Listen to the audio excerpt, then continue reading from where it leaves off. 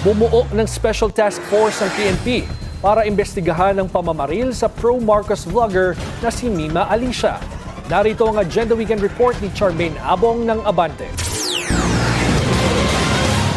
May dalawa ng posibleng suspect na tinitignan ng Northern Police District o NPD kaugnay sa pamamaslang sa political vlogger na si Alicia Lipata o mas kilala bilang si Mima Alicia. Ayon kay NPD District Director Police Brigadier General Benliner Capili, bumuo na ng Special Investigation Task Force NIMI para imbestigahan ang pamamaslang. Lumitaw sa kanilang pagsusuri sa mga CCTV footage ang dalawang lalaking paulit-ulit na namataan sa paligid ng lugar kung saan naganap ang krimen. Hindi na muna naglabas ng iba pang detalye ang pulisya para hindi maapektuhan ang patuloy na operasyon laban sa mga suspect. Sa ngayon, patuloy pa ring tinutunto ng mga otoridad ang posibleng pinagtataguan ng mga ito. Matatanda ang madaling araw nitong Biyernes nang pasukin ng dalawang armadong lalaki ang bahay ni Lipata at ng kanyang live-in partner sa Tierra Nova Subdivision sa Caloocan City. Tinangkapang tumakas ng biktima pero binaril sa ulo si Lipata ng kanyang ikinamatay.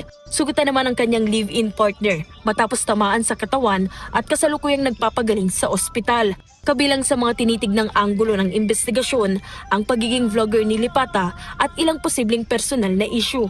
Sa huling vlog ni Mima Alicia, tinalaki nito ang pagdalo ni Vice President Sara Duterte sa impeachment proceeding sa Senado kung saan binanggit nito ang pagkakaroon ng sariling catering sa pagdinig. Yan nga mga kabayan. Bumuna nga po ng Task Force Mima ang kapulisan para po tugisin ito pong mga salarin na pumaslang kay Mima Alicia mga kabayan. Dalawang anggulo po tinitignan dito, maaaring related dito sa politika o maaari din naman personal mga kabayan. Pero sa tingin natin dito, mukhang hindi related sa politika. Kasi ito yung nasagap natin ay mukhang yung tao na to mga kabayan na umaslang kay Mima ay kilalang kilala niya at kilalang kilala rin siya mga kabayan. Kung inyong natatandaan, di ba may video si Mima na siya ay umiyak at nagsusumbong. Kasi yun nga, kaya pala siya umiyak dahil binububog siya ng dating niyang boyfriend. Yung po ang tinitignan mga kabayan, yung maaaring yung ex-boyfriend niya ang posibleng may kagagawan. Kasi itong ex-boyfriend niya mga kabayan, ito pala ay sadista at lagi siyang binubugbog.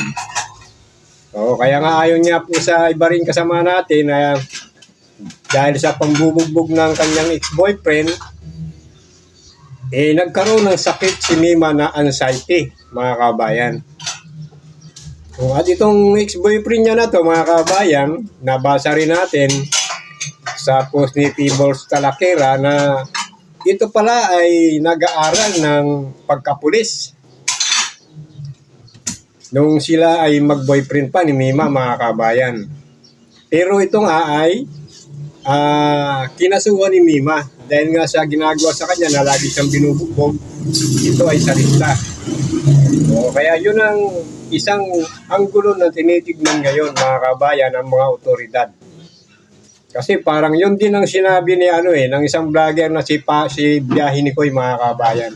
Napanood ko yung kanyang vlog, parang yun ang tinutukoy na yun ang salarin mga kabayan.